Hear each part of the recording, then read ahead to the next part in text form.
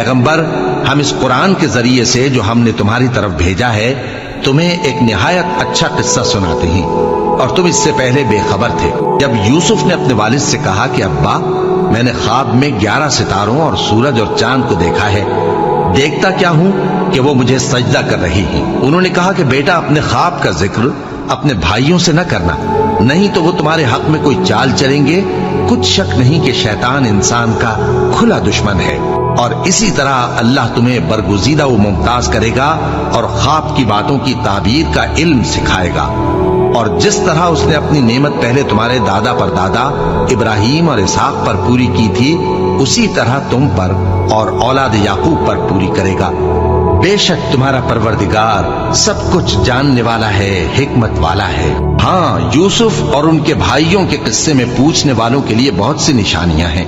جب انہوں نے آپس میں تذکرہ کیا کہ یوسف اور اس کا بھائی ابا کو ہم سے زیادہ پیارے ہیں، حالانکہ ہم جماعت کی جماعت ہیں، کچھ شک نہیں کہ ابا کھلی غلطی پر ہیں، یوسف کو یا تو جان سے مار ڈالو یا کسی ملک میں پھینک آؤ، پھر ابا کی توجہ صرف تمہاری طرف ہو جائے گی، اور اس کے بعد تم نیک لوگوں میں ہو جاؤ گے۔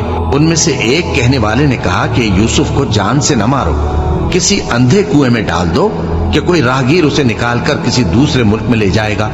اگر تم کو کرنا ہی ہے تو یوں کرو۔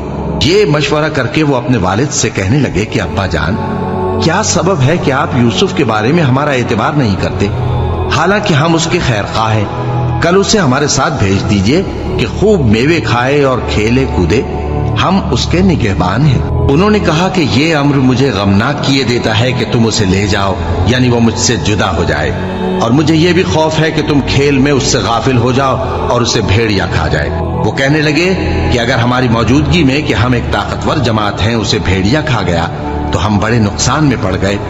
غرض جب وہ اس کو لے گئے اور اس بات پر اتفاق کر لیا کہ اس کو اندھے کنویں میں ڈال دیں، اور ہم نے یوسف کی طرف وحی بھیجی کہ ایک وقت ایسا آئے گا کہ تم انہیں ان کے اس سلوک سے آگاہ کرو گے، اور ان کو اس وحی کی کچھ خبر نہ ہوگی۔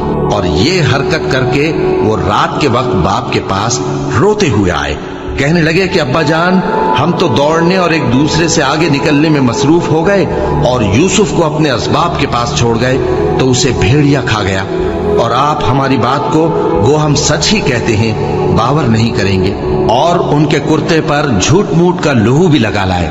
یعقوب نے کہا کہ یوں نہیں ہے، بلکہ تم اپنے دل سے یہ بات بنا لائے ہو۔